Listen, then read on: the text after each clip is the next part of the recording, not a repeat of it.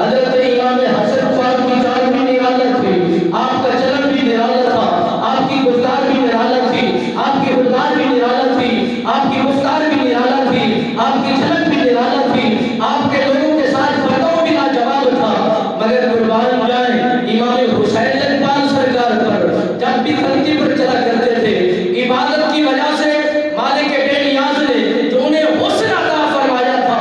ایسا لاجواب حسن عطا فرمایا تھا کہ اگر وہ مدینہ کی گلیوں میں اندھیری رات میں چلا کرتے تھے تو اندھیری راتیں اور یعنی اندھیری راتیں روشن ہو جایا کرتی تھی۔ بھٹکنے والے راستہ وہ انسان حضرت امام حسین لجپال کو دیکھ کر اپنا راستہ تلاش کر لیا کرتے تھے،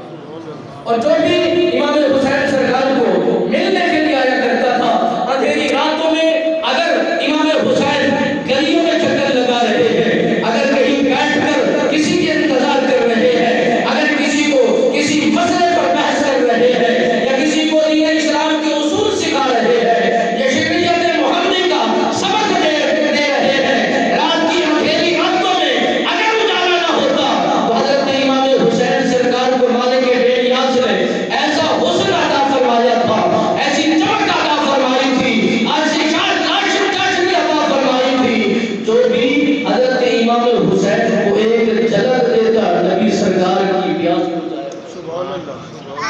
اور میرے نبی اکبر سرکار کے ساتھ